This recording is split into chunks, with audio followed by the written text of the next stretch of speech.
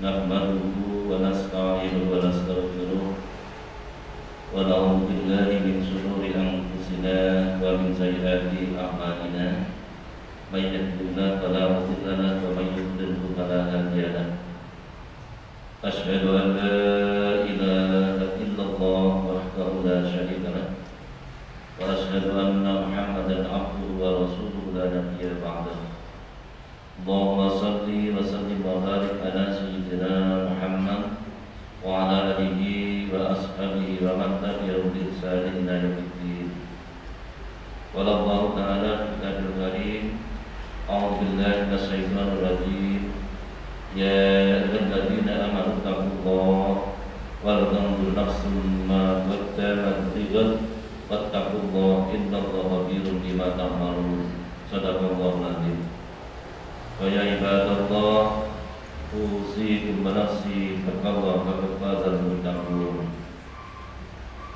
Ma'asyiral hadirin jamaah Jumat yang dimuliakan Allah, marilah kita bersama-sama meningkatkan ketakwaan kita kepada Allah Subhanahu wa taala sebagai sebuah kapital untuk menghadap Sang Ilahi Rabbi ketika kita nanti pada akhir ajal kita.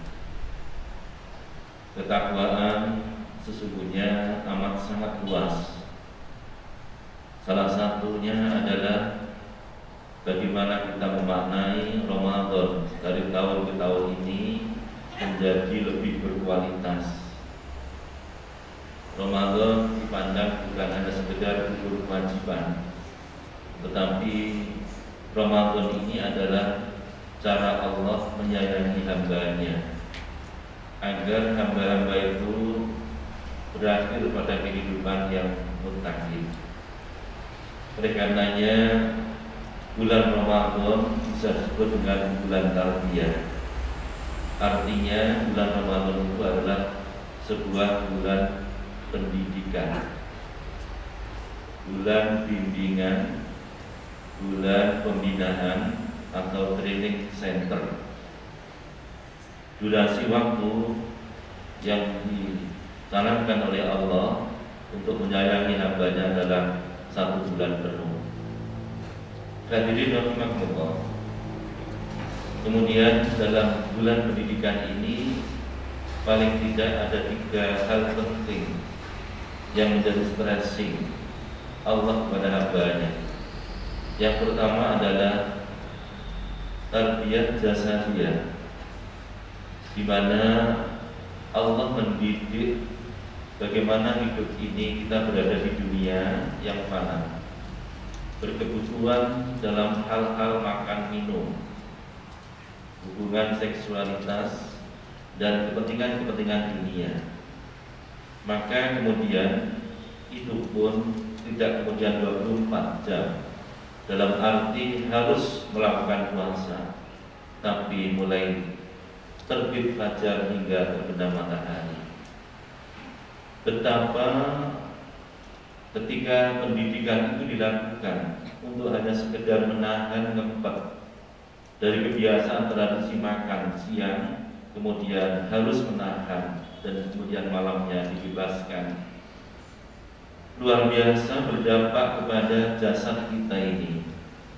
Kesehatan itu akan terasa. Memang untuk menjadi sehat adalah perlu dipaksakan. Sumu tasihu, kata Nabi, berpuasalah agar kalian sehat. Oleh karenanya Nabi kemudian berikan prinsip-prinsip bahwa dalam perut manusia itu setidaknya sepertiga air, sepertiga makanan, dan sepertiga udara. Manakala kemudian itu bisa imbang dan kemudian sedikit kita paksakan, tidak memperlukan hawa nafsu masalah makan, maka sungguhnya itu akan sangat bermanfaat, kesehatan kembali pada diri kita. Itu sebabnya Allah memberikan rambu-rambu setiap tahun itu untuk dididik agar tidak kebablasan dalam jasmani yang kita ini. Ternyata dengan jasad yang sehat pun akan menumbuhkan sebuah kegiatan yang sangat positif karena kesehatan kita bisa berbuat apa saja. Tetapi kemudian kesehatan pun akan diberikan rambu-rambu. Untuk apa kesehatan kita ini? Untuk apa kesempatan kita ini? Dan kemudian tidak dilakukan satu pembatasan, maka bisa dibayangkan orang akan jadi rem yang blok, lepas kendali, dan akhirnya tidak banyak orang-orang kembali kepada Tuhan, tetapi bisa jadi mengikuti hawa nafsu syaitan. Alhamdulillah. Itu sebabnya makna puasa di bulan pendidikan ini melatih diri, mendidik diri kita agar supaya menjadi summu tasir. Allah menyayangi hambanya dengan cara berpuasa. Yang kedua adalah makhluk tarbiyah fikriyah. Artinya apa? Bahwa tidak cukup sekedar hanya eksistensi, hanya makan dan minum, diseimbangkan. Tapi kemudian kelebihan daripada makhluk lain, manusia itu adalah berpikir.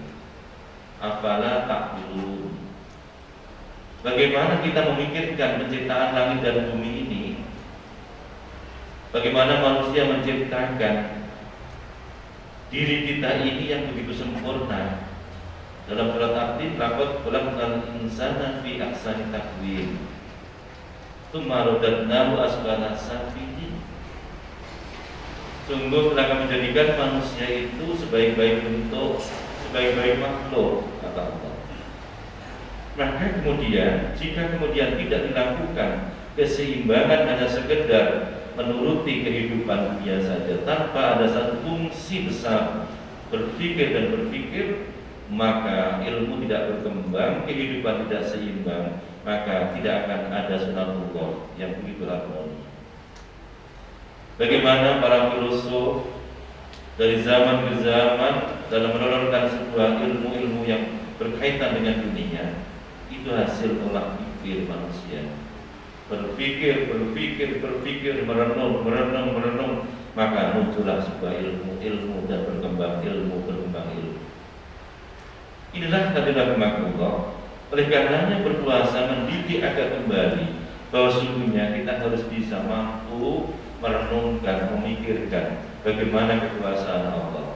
Manusia yang begitu lemah ini diberikan kelebihan daripada makhluk hayawan yang lain. Itu sungguhnya dari sisi salah satunya adalah fungsi daripada akal kita sebagai hamba, yang itu tidak dimiliki oleh makhluk-makhluk yang lain. Kalau ini bisa dilakukan, maka Allah katakan laqad khalaqnal insana fi ahsani taqwim. Jika tidak, maka tsumma radadna asfala safilin. Maka ketika mereka tidak melakukan fungsi itu, maka dia akan lebih hina daripada binatang. Inilah sungguhnya Allah menyayangi agar supaya dengan menahan pada siang hari kemudian berpikir jernih, menjadi lebih jernih, terkendali semuanya, maka sungguhnya kehidupan ini akan menjadi lebih fokus. Dan kefokusan inilah kemudian menyelamatkan kehidupan manusia juga dan lingkungan sekitar. Hadirin Allah, sehingga berbagai macam Allah memberikan statement dalam berbagai ayat-ayat Allah itu. Jadi wa inas sama'i kaifa rufi'at, wa ilal jibali kaifa nusibat, wa ilal ardi kaifa sudihat, fadzakir innama anta mudzakir.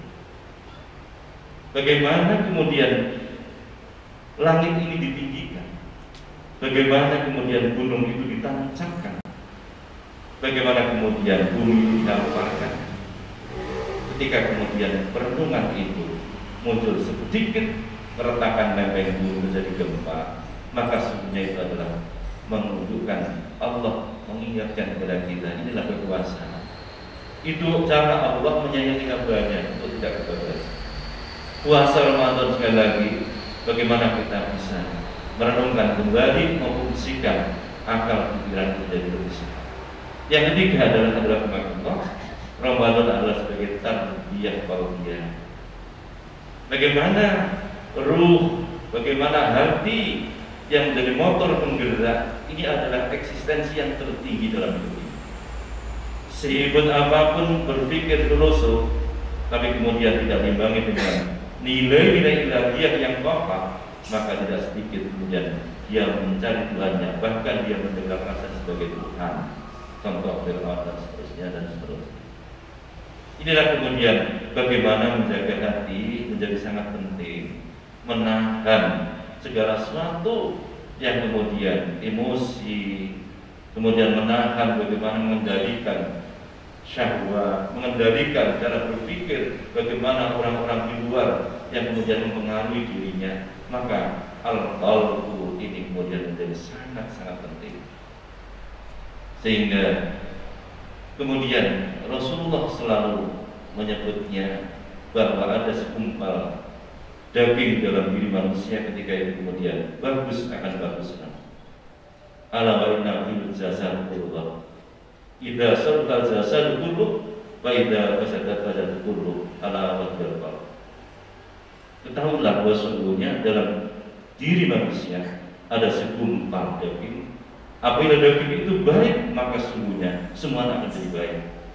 Jika kemudian tidak baik, maka akan rusaklah semuanya. Makna kasat mata ketika hewan itu dibelah, maka kemudian ada hatinya rusak, di situ ada cacing, kemudian ada kermi, ada penyakit-penyakit hancur, maka hewan itu tidak akan menjadi sehat untuk dimakan. Dalam kemudian perspektif filosofi nilai teologi, sesungguhnya ketika manusia itu tidak ada penyakit-penyakit di dalam hatinya, hasad, hasud, iri hati, dengki, suka memfitnah dan kemudian selalu ingin orang lain tidak senang, maka sesungguhnya rusaklah hati manusia. Di sini akan Allah, kita perlu kemudian menegakkan, membangun qalbun salim, hati yang selamat, hati yang penuh rahmat, hati yang penuh ridho, hati yang penuh keberkahan dari Allah. Dan ini cara Allah memberikan jalan yaitu kuasa rahmat. Jika kemudian qalbun salim ini muncul, maka orang itu dalam situasi apapun dimanapun sebagai ukurannya adalah ketakwaan kepada Allah. Oleh karena itu Imam Al-Ghazali menyatakan bahwa puasa itu menjadi 3, dan yang terakhir yang tertinggi adalah khusus yang mampu menghadirkan ketakwaan, yang mampu menjaga qalbun salim dalam kehidupannya. Dan itulah kemudian Allah memanggil orang-orang yang ingin menghadap sang Khaliqnya, ya ayyuhan nafsul mutmainnah irji ila rabbika radiyatan mardiyah fadkhuli fi ibadati jannati. Wahai jiwa yang tenang, yaitu jiwa-jiwa yang penuh rahmat, qalbun salim itu, kembalilah kepada dengan penuh ridho. Subhanallah, andai kata kemudian kita mampu menyeimbangkan 3 hal tersebut antara jasadiyah, fikriyah, dan qalbiyah, begitu mulianya dalam hidup ini, sehingga dalam 1 bulan ini pendidikan akan berakhir dan Allah berikan satu ijazah makom tertinggi yaitu derajat muttaqin. Semoga Allah berkenan memberikan bimbingan kepada kita semuanya, senantiasa Ramadan ini menyayangi hambanya termasuk kita semua ke dalam derajat yang tertinggi yaitu muttaqin. Barakallahu li wa lakum fil Qur'anil azim wa nafa'ani wa iyyakum bima fihi minal ayati wa dzikril hakim wa taqabbala minkum tilawatahu innahu wal